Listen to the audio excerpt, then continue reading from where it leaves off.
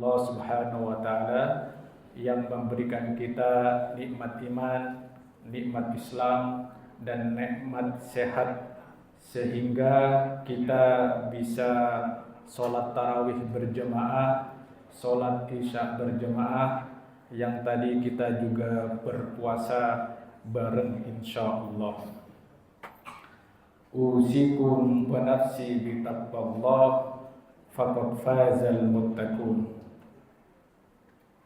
Saya pribadi menasehati saya sendiri dan para jemaah sekalian untuk selalu bertakwa kepada Allah Subhanahu wa taala. Takwa ada 2 poin, hanya 2 poin, dan insya Allah kita bisa melakukannya. Al-amru bil ma'ruf wan nahyu 'anil munkar. Yang pertama, poin yang pertama, dan ini yang paling gampang insya Allah, al-amru bil ma'ruf, mengajak kebaikan atau berbuat baik. Kita berpuasa, kita sholat tarawih, kita berperilaku baik kepada tetangga dan kepada sesama, itu al-amru bil ma'ruf atau berperilaku baik. Tetapi takwa tidak hanya satu itu. Ada 1 poin lagi yang menyempurnakan takwa kita. An-nahyu 'anil munkar. Menjauhi kemungkaran, menjauhi keburukan. Kita tidak bisa disebut bertakwa kalau hanya salah satu poin itu saja yang kita lakukan. Contohnya, kita berpuasa tapi berghibah. Itu artinya takwa tapi kurang. Hanya ada satu sisi yang dilakukan tetapi tidak melakukan hal yang lain. Atau sebaliknya, dia tidak berghibah, dia tidak menggunjing, ataupun dia tidak berperilaku jahat, tetapi dia tidak mau sholat, tidak mau puasa, dan lain sebagainya. Itu juga bukan takwa. Karena takwa itu 2 sisi mata uang yang satu sama lainnya saling melengkapi. Jamaah tarawih yang dirahmati Allah, pada kesempatan kali ini saya ingin bercerita pada masa Rasulullah yang ada kaitannya dengan hakikat puasa. Suatu ketika pada masa Rasulullah sallallahu alaihi wasallam ada 2 orang perempuan yang berpuasa. Seperti halnya kita puasa saat ini pada bulan Ramadan.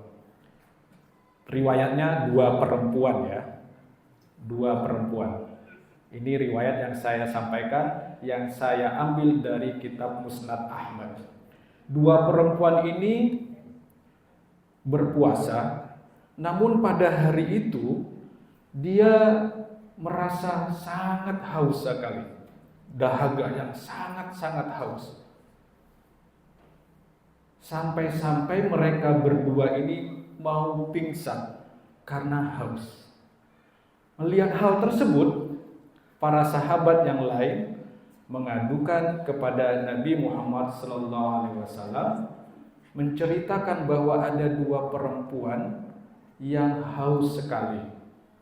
Namun apa yang respon Rasulullah? Rasulullah abai, cuek, mengabaikan dengan laporan tersebut. Kemudian dilaporkan kembali ke Rasulullah sampai 2 kali. Sampai 2 kali. Lagi-lagi Rasulullah mengabaikannya, acuh, tidak peduli, cuek dengan laporan tersebut. Akhirnya datang 2 perempuan tersebut datang sendiri kepada Rasulullah SAW mengadukan atau bercerita, melaporkan apa yang dialaminya. Kemudian apa kata Rasulullah?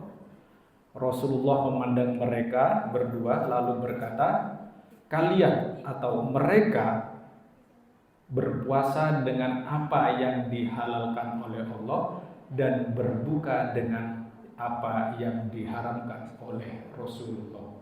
Dua orang ini saling berhadapan satu sama yang lain dan memakan daging manusia.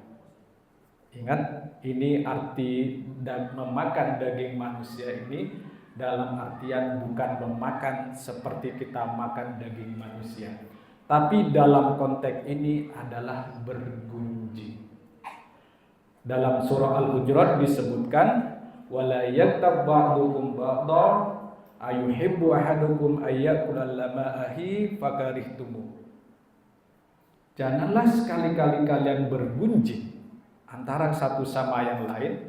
Apa kalian mau suka dengan memakan daging manusia? Tentunya kalian jijik. Itu bergunjing. Jadi kedua perempuan ini diperumpamakan oleh Rasulullah telah memakan daging manusia. Lanjut dari cerita tersebut, kemudian Rasulullah menyuruh dua orang ini untuk menyediakan bejana, ember kalau sekarang ya kira-kira. Terus apa yang diletakkan Rasulullah? Wahai dua perempuan, muntahkanlah apa yang ada dalam mulutmu, ada dalam perutmu. Dengan izin Allah, ketika itu keluarlah darah segar dan daging manusia. Itulah perumpamaan orang yang berpuasa tapi masih bergunjing. Itulah perumpamaan, refleksi bagi kita bagaimana berpuasa dengan baik, yaitu salah satunya dengan meninggalkan bergunjing. Jamaah tarawih yang dirahmati Allah, kita semua saya seyakin-yakinnya kita itu bisa menahan lapar, menahan haus sejam, 2 jam, 3 jam, bahkan 13 jam. Pertanyaannya, dalam momen itu, 13 jam itu, apakah kita bisa menahan diri dari bergunjing? Bisakah kita menahan diri dari komentar? Ada orang lewat, kita komentarin. Ada orang lihat berbuat tidak baik menurut kita, kita komentari. Bisakah kita menahan itu? Jangan sampai apa yang kita lakukan itu membocorkan puasa kita. Puasa kita tidak sempurna. Oke, secara fikih puasa kita benar, sah. Tidak makan, tidak minum. Tetapi secara nilai tentunya berkurang. Seperti kisah yang saya sampaikan tadi di awal. Saat ini bergibah itu, gibah tahu ya, gibah itu ngerasanin kata orang Jawa itu.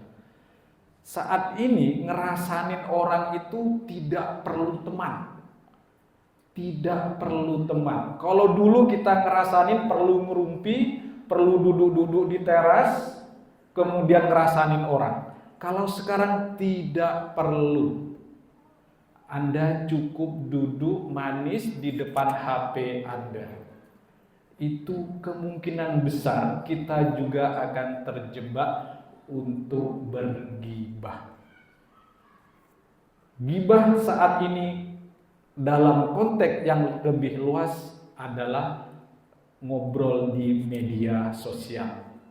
Instagram, Facebook, WhatsApp, TikTok, dan masih banyak yang lain. Lisannya apa? Lisannya, kalau dulu mulut lisannya, dalam artian yang benar, sekarang adalah jari-jari kita. Jari-jari kita menjadi alat terkini untuk bergibah. Itu yang kita lakukan sekarang. Bahkan kita bisa bergibah, menggibai orang yang tidak kita kenal sekalipun. Kita tidak tahu sama sekali, hanya melihat sekilas video lalu kita komentar. Ini adalah salah satu bentuk gibah digital. Gibah modern. Kalau gibah konvensional ngerasanin di teras orang atau di teras tetangga atau yang lain, kalau sekarang cukup dengan HP kita, tidur-tiduran kita bisa bergibah. Kita bisa komentar, kita bisa ngerasanin, kita bisa menghujat dan lain sebagainya. Dan bahayanya gibah digital atau gibah modern ini, daya rusaknya lebih luas dan melekat.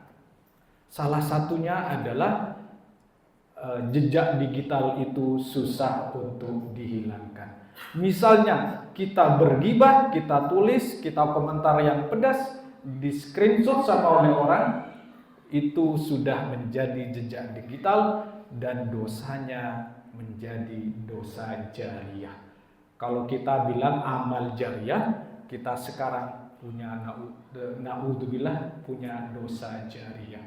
Yang kedua, daya rusaknya itu yang kita gibahin mungkin akan rusak keluarganya, mungkin juga karirnya hancur, nama baiknya tercemar, mungkin dengan gibah-gibah itu.